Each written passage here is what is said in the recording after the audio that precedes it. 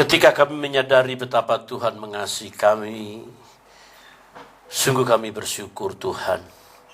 Kalau kami masih hidup menikmati hari-hari bersama Tuhan dan orang-orang yang kami kasihi, kami tahu anugerah-Mu masih berlaku buat setiap kami sekalian.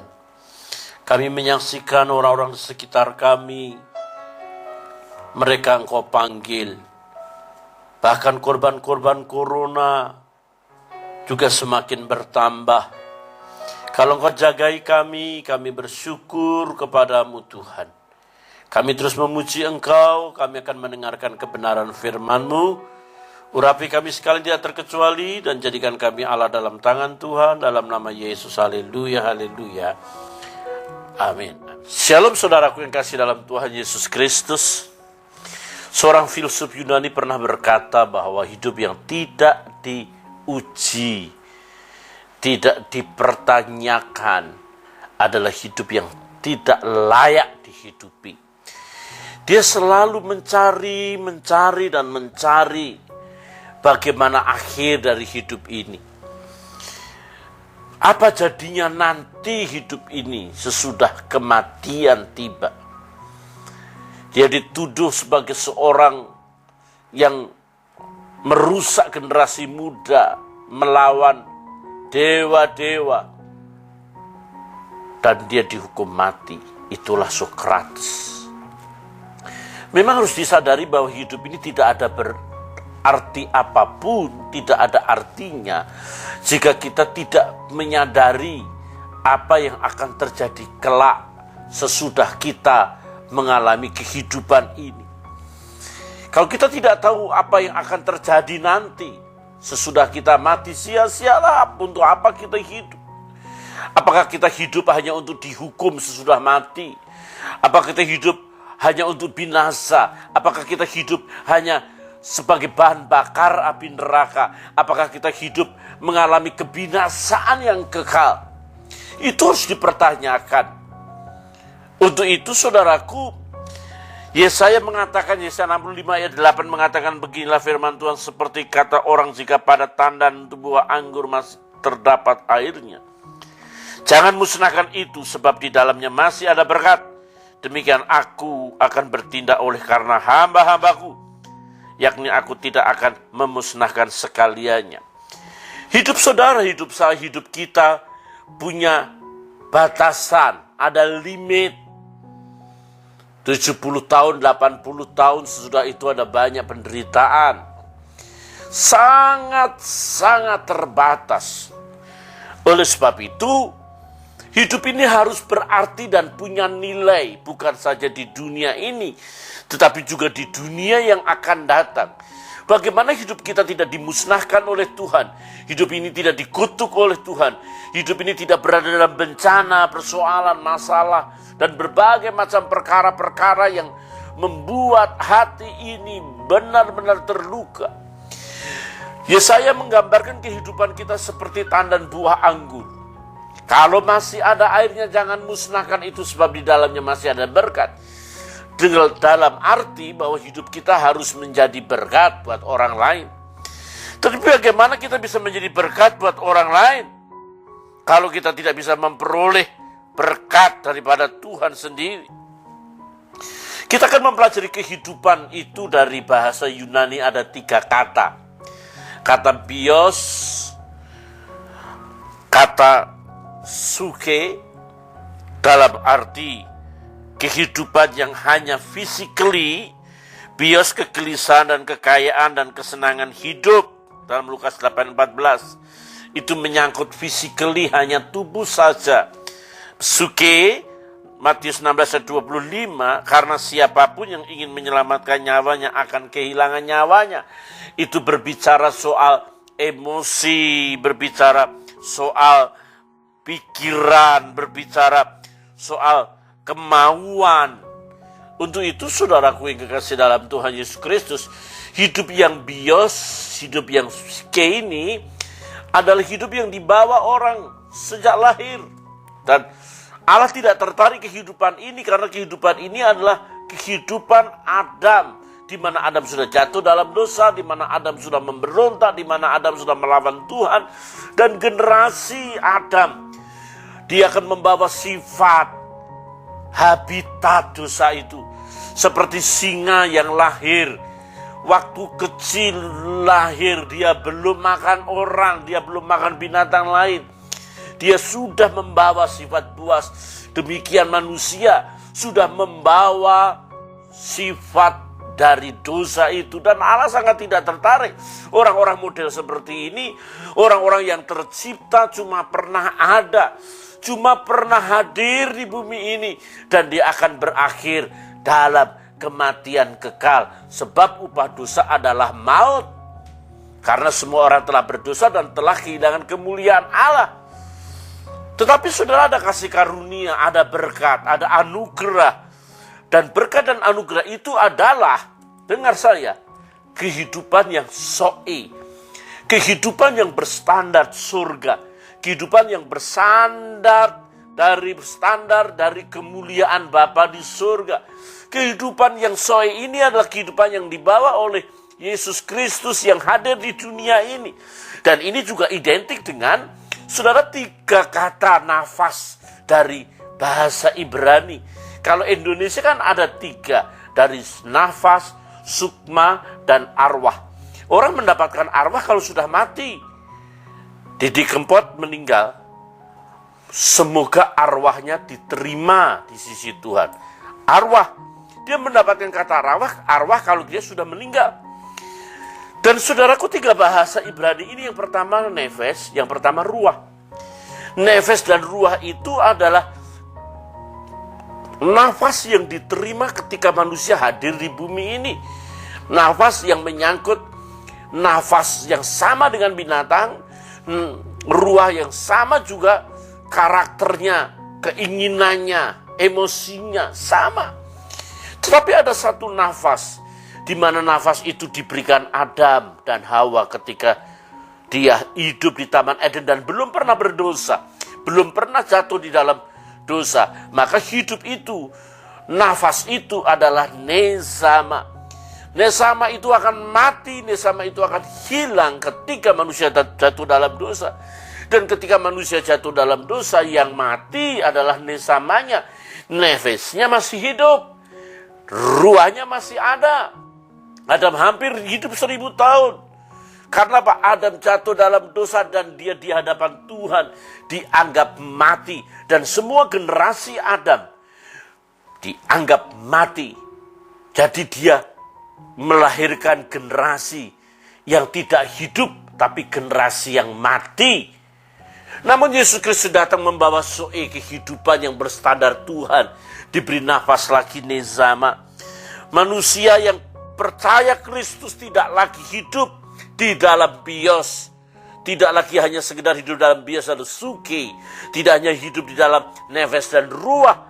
Tetapi hidup dalam kehidupan yang punya koneksi langsung dengan surga. Kehidupan soe itu adalah kehidupan orang-orang yang pernah berjumpa dengan Yesus Kristus.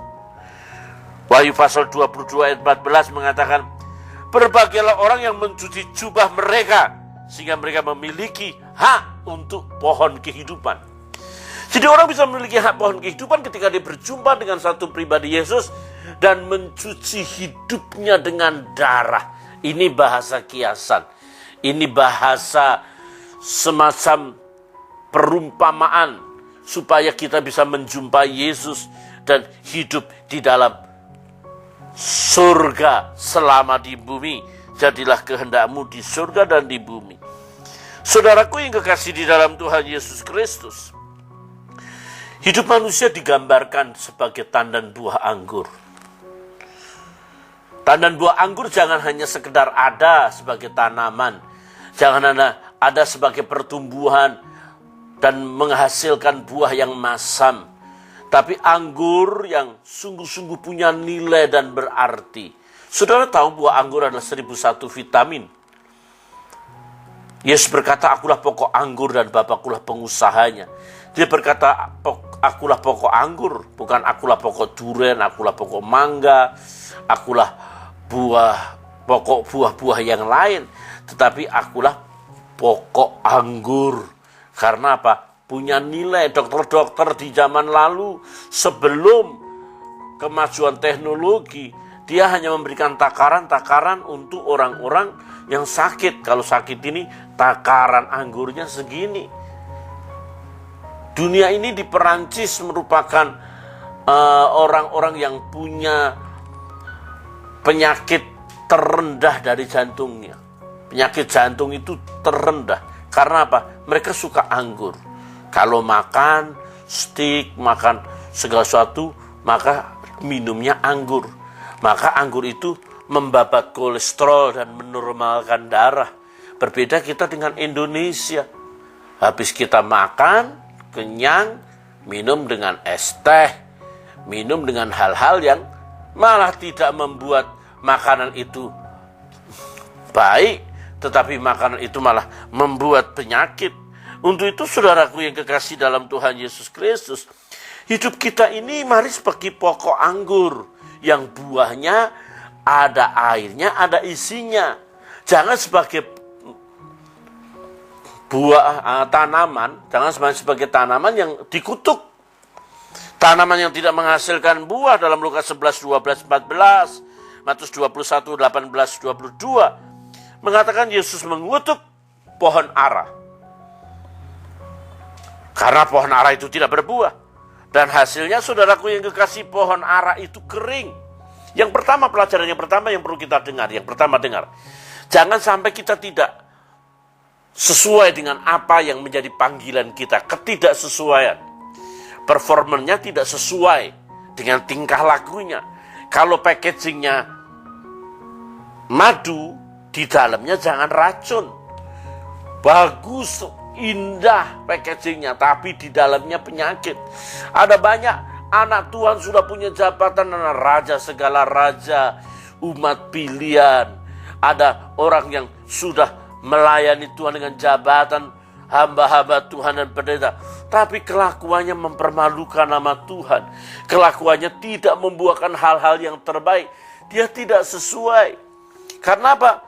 Dia jangankan berbuah, dia tidak sesuai dengan kondisinya. Harusnya pohon itu berbuah, tetapi dia tidak berbuah. Dikutuk Tuhan, dimusnahkan, dibuang. Ya. Alkitab mencatat ranting yang itu dibuang begitu saja. Oleh sebab itu, saudaraku yang kekasih dalam Tuhan, kalau sudah dipanggil sebagai seorang istri, berlakulah sebagai seorang istri yang baik. Kalau suami, berlaku sebagai suami yang baik. Berlaku sebagai anak yang baik, sebagai guru yang baik. Berlakulah sebagai hamba Tuhan yang baik.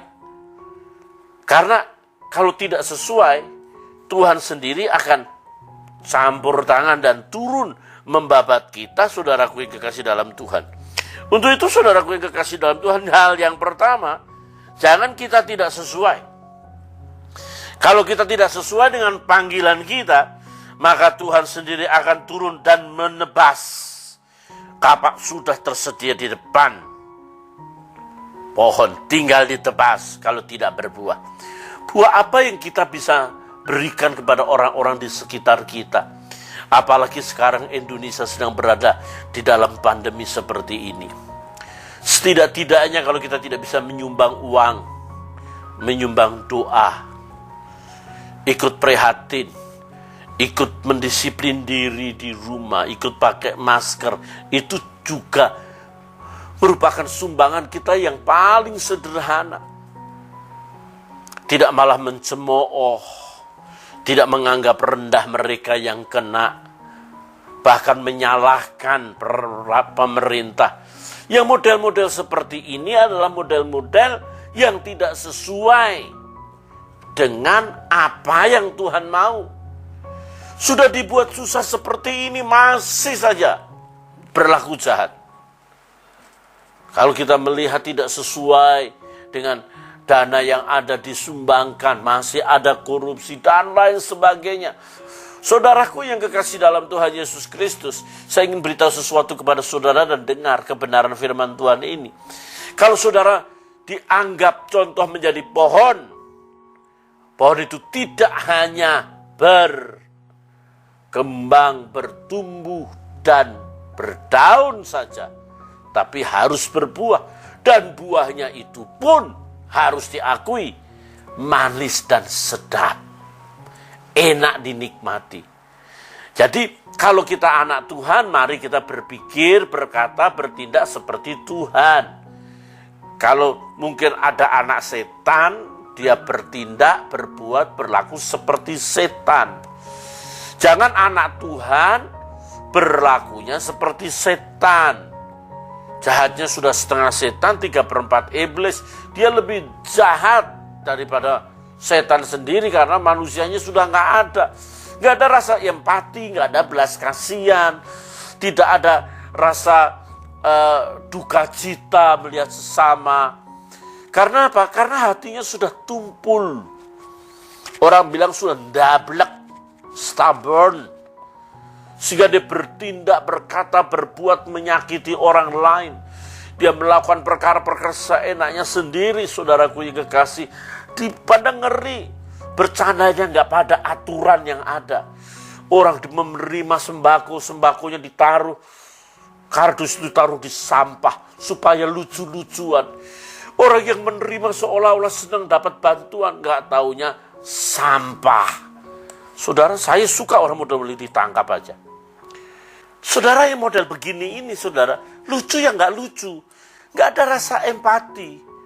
Kalau saya jadi polisi, saya tangkap bener itu, saya masukkan penjara dia. Orang lagi susah diajak bercanda. Itu bukan pada tempatnya. Jadi saudaraku yang kekasih dalam Tuhan Yesus Kristus, mari belajar hidup dalam SOP-nya Tuhan. Standar operasi prosedurnya Tuhan. Kalau Tuhan inginkan kita melakukan apa yang Dia mau, mari kita lakukan karena kita pengikut Yesus. Belajarlah seperti Yesus, berbicara seperti Yesus berbicara, berpikir seperti Yesus berpikir, bertindak seperti Yesus bertindak. Kita ini menjadi orang-orang yang memerankan Yesus selama di bumi. Yesus tidak perlu jalan-jalan di Jakarta, Yesus tidak perlu berjalan-jalan di Indonesia. Ada anak-anak Tuhan di situ. Tapi kalau anak-anak Tuhan tidak berlaku seperti Yesus, maka hidupnya akan berlaku seperti dirinya sendiri dan akibatnya dia tidak bisa berbuah. Kalau dia tidak bisa berbuah, saudaraku yang kekasih, hanya rame-rame saja sebagai pengikut Yesus. Hanya rame-rame saja sebagai orang Kristen.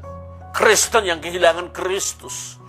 Di gereja hanya menginginkan berkat, menginginkan mujizat, hanya menginginkan perkara-perkara yang penting saya bisa eksis di pelayanan. Padahal hidupnya sendiri tidak dapat menikmati yang namanya buah-buah yang sungguh-sungguh menyenangkan hati Tuhan. Hal yang kedua, yang saya ingin katakan kepada saudara, buah anggur ini tidak dibinasakan oleh Tuhan. Karena masih ada air di dalamnya. Masih punya buah. Masih bisa dinikmati orang. Oleh sebab itu, saudaraku yang kekasih dalam Tuhan, ada banyak kekristenan yang mandul secara rohani. Kemandulan rohani ini membahayakan karena dia tidak tinggal di dalam Kristus. Dia bangga soal agamanya. Banyak orang punya agama tapi kehilangan Tuhan. Agama di luar Tuhan. Barang siapa tidak tinggal di dalam aku, barang siapapun,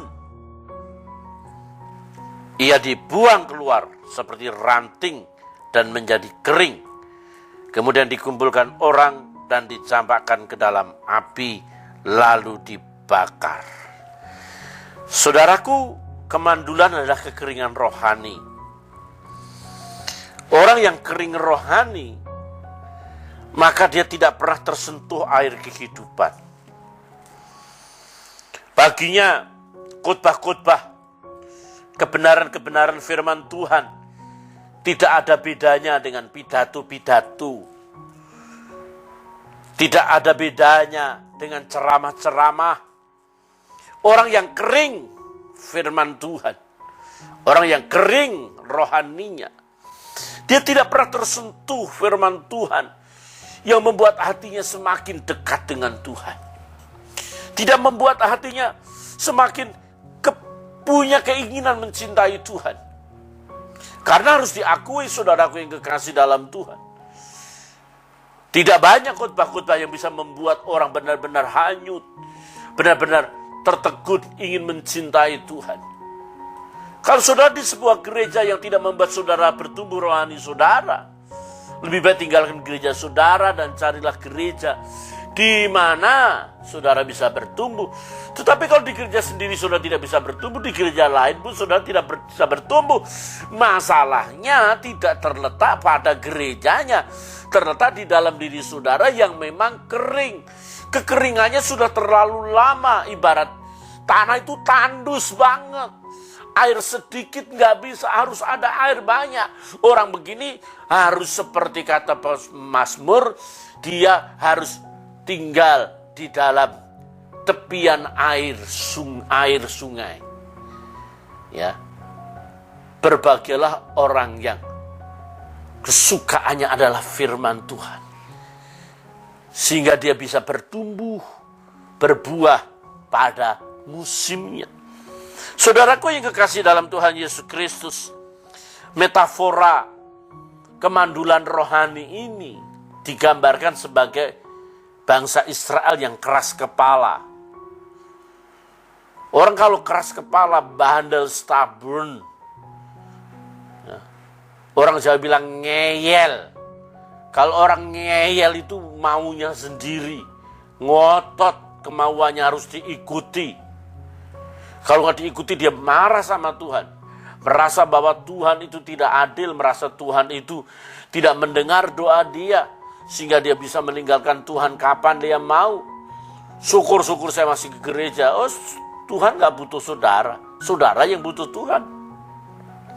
Orang yang keras kepala yang model seperti ini, saudaraku yang kekasih dalam Tuhan, harus diakui dia itu kering rohaninya.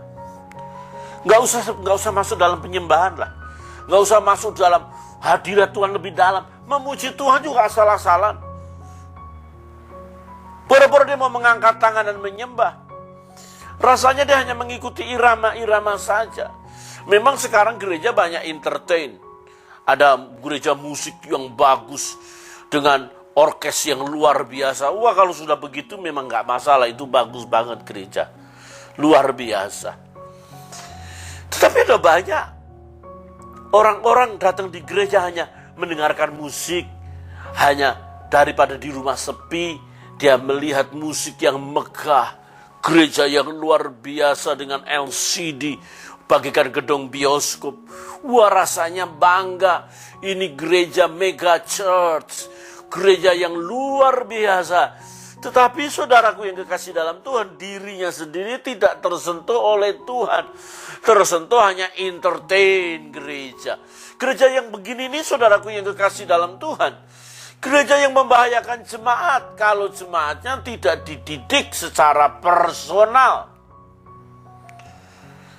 Saudara, memang musik harus bagus, LCD harus bagus, tempatnya memang harus bagus. Mana ada sekarang orang mau beribadah di tempat yang tidak pakai AC? Kecuali yang memang di daerah-daerah. Mana ada di Jakarta orang mau beribadah dengan kipas-kipas? Mana ada? Tetapi persoalannya bukan soal kipas-kipas, persoalannya bukan layar lebar, persoalannya bukan musik dengan orkes yang luar biasa. Pelayanannya bukan persoalan AC di mana-mana sampai kedinginan. No, bukan itu. Masalahnya ke gereja itu ada menerima kebenaran yang bisa menyentuh hati, bukan kebenaran yang kering, kerontang. Dia datang dengan beban, dia pulang masih dengan beban. Dia datang dengan dosa, dia pulang masih tidak merasa bahwa diri orang berdosa. Masih menganggap diri benar. Yang penting saya tidak berbuat jahat, kata orang begitu. Saya ibadah, saya tidak berbuat jahat. Saudara, kekristenan itu bukan saja tidak cukup tidak berbuat jahat, bahkan tidak cukup berbuat baik. Tetapi kekristenan itu adalah kekristenan yang benar-benar hanyut bagaikan air sungai. tenggelam dalam hadirat Tuhan, tenggelam dalam cinta yang luar biasa. Standarnya itu seperti Kidung Agung. Ya. Kekasihku milikku dan kepadanya gairahku tertuju. Saudaraku yang kasih dalam Tuhan Yesus Kristus dan dengar. Tuhan ingin mengasihi kita sedemikian rupa dan Dia ingin berbuat yang terbaik dalam hidup kita. Dia ingin menjamah kita dalam kehidupan kita. Mari kita kekristenan itu untuk hidup berkenan dan mencari wajah Tuhan hari demi hari. Tidak dengan kekeringan. Tidak dengan hanya sekedar beribadah saja. Maka kita akan memperhatikan kesehatan rohani kita. Apakah kita ini kekenyangan atau kita ini kelaparan? Kalau orang sehat spiritualnya, sehat rohaninya, dia akan menjadi orang-orang yang mekar dan subur. Dan orang-orang yang subur adalah orang-orang yang mencari perkenanan Tuhan dan mencari kehendaknya Tuhan setiap waktu. Tidak seperti Israel. Kalau mau belajar tegar tengkuk, belajarlah seperti Israel. Kenapa? Karena Israel itu adalah punya kehidupan rohani yang mandul. Sampai dibuang ke Babel, ke Asyur, dijajah Roma lagi. Tidak pernah menikmati hal-hal yang indah. Padahal dia jabatannya umat pilihan. Orang yang dikasih Tuhan. Jabatannya adalah biji mata Tuhan. Kesayangan Tuhan. Sion adalah putri. Sion adalah kesayangan Allah. Tetapi kenapa dia terus jatuh di dalam kesalahan, jatuh dalam kelemahan, jatuh dalam dosa. Sampai dibawa ke dalam pembuangan hari demi hari, tahun demi tahun. Saudaraku yang kekasih dalam Tuhan. Yang kedua model begini tidak pernah berubah karena kering. Pemarah, dia akan tetap jadi pemarah. Seharusnya dia datang di gereja, diubahkan firman dari pemarah menjadi peramah. Di gereja malah bukan pemarah. Tidak jadi peramah, malah jadi murka. Wah, ini bahaya, saudaraku yang kasih dalam Tuhan. Saudara dengar saya. Kebenaran yang kedua ini adalah orang yang mandul rohani, adalah orang yang tidak sehat. Kalau orang tidak sehat, maka harus dipahami orang ini dia keras kepala, tegar tengkuk, selalu melawan Tuhan. Tuhan berkata A, dia melakukan B. Tuhan berkata B, dia melakukan C. Bahkan dia sama sekali mungkin tidak mendengar suara Tuhan. Dia mendengar suaranya sendiri. Itu hal yang kedua. Ketika hal yang kedua ini, saudaraku yang kekasih dalam Tuhan Yesus Kristus, saudara pahami, kita akan menjadi orang yang berbuah dengan banyak hal yang indah yang Tuhan kehendaki. Dan yang terakhir, hal yang ketiga, Yesus mengidentikan dengan pokok anggur itu memperingatkan supaya orang-orang tinggal di dalamnya. Orang-orang tinggal di dalamnya. Kalau orang tinggal di dalamnya, maka dia boleh minta apa saja. Alkitab mengatakan bahwa sederhana sekali. Jikalau kamu tinggal di dalam aku dan firmanku tinggal di dalam kamu, mintalah apa saja yang kamu kehendaki, maka kamu akan menerimanya. Yohanes 15 ayat ke-6. Saudaraku yang kasih dalam Tuhan, dengar. Tuhan mengatakan kalau kau tinggal di dalam aku dan firmanku tinggal di dalam kamu, maka minta apa saja yang kamu kehendaki. Kehidupan yang seperti ini adalah kehidupan yang benar-benar totalitas. Kehidupan yang sungguh-sungguh bukan saja dia dekat Tuhan, tapi dia juga sadar bahwa Tuhan dekat dia. Ada banyak orang merasa bahwa dia rajin ke gereja, merasa bahwa dia rajin beribadah, merasa diri dia melayani, tapi tidak merasakan bahwa Tuhan ada melayani dia, Tuhan mengasihi dia, Tuhan dekat dengan dia. Dia nggak berasa. Kalau firmanku tinggal di dalam kamu dan kamu tinggal dalam firmanku, sama totalitas itu. Maka saudaraku yang kekasih, kita minta apa saja Tuhan beri. Saudara dengar, Alkitab berkata mintalah, maka kamu akan diberi. Kita minta, siapa yang nyuruh minta? Tuhan.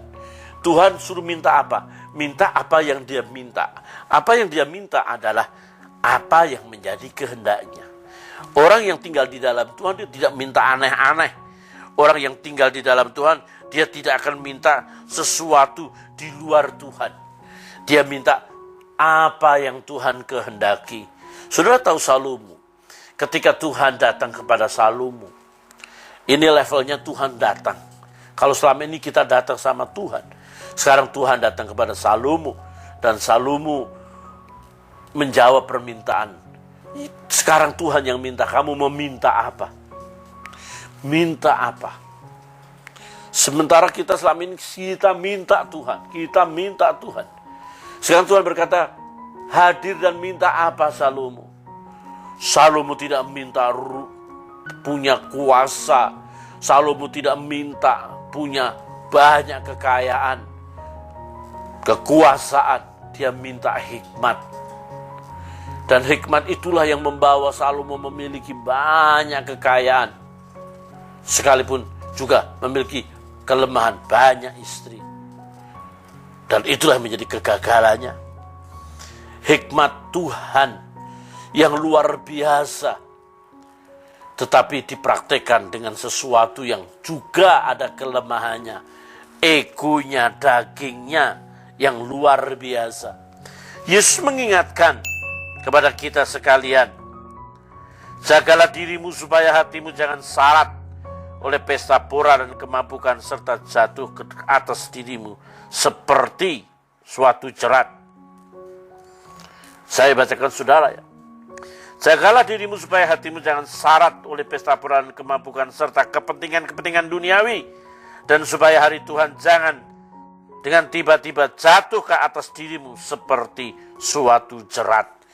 Saudaraku, hasrat hidup kita ini biarlah hasrat yang sungguh-sungguh tinggal di dalam Tuhan. Mari kita bekerja keras, berpikir keras, bertindak keras. Bagaimana kita mendekatkan diri kita kepada Tuhan. Tidak mudah, saudara.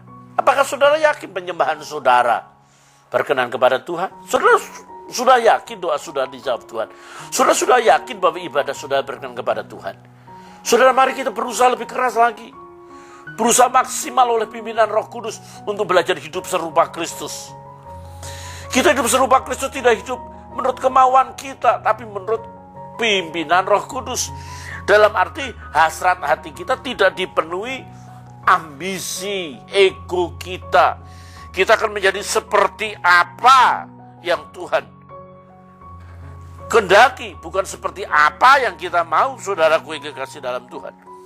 Untuk itu saudara, kebenaran ini penting buat kita renungkan hari demi hari.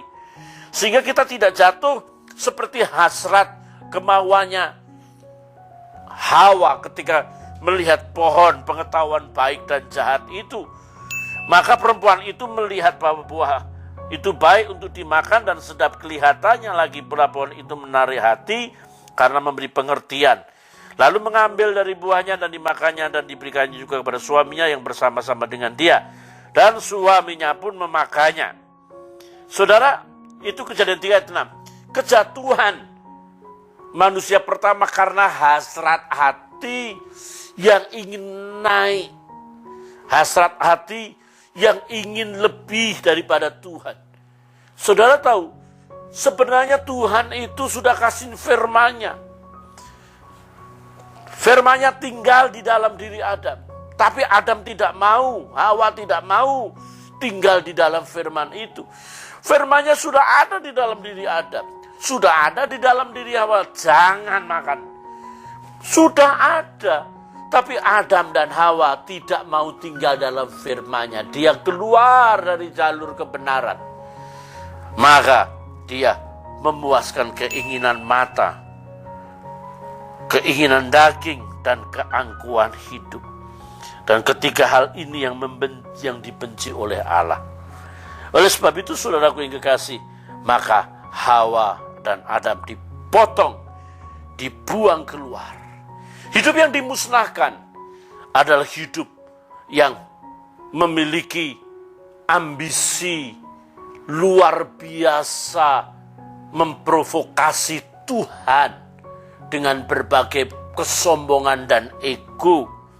Akhirnya dia tidak tinggal di dalam firman. Walaupun dia mengerti kesombongan itu merupakan hal yang dibenci oleh Tuhan, tapi dia tetap sombong. Karena apa? Dia merasa bahwa dia punya nilai. Dia merasa diri bahwa dia dipakai Tuhan. Orang harus menghargai dia seperti menghargai Tuhan. Dia menjadi Tuhan bagi jemaatnya. Dia menjadi Tuhan bagi gerejanya. Padahal gereja itu bertuhankan Yesus, bukan bertuhankan dia. Oleh sebab itu, saudara, orang yang punya hasrat kebutuhan, merasa diri dibutuhkan, ini punya nilai terlalu tinggi. Sehingga jemaat semuanya mengarah kepada dia, bukan mengarah kepada Tuhan.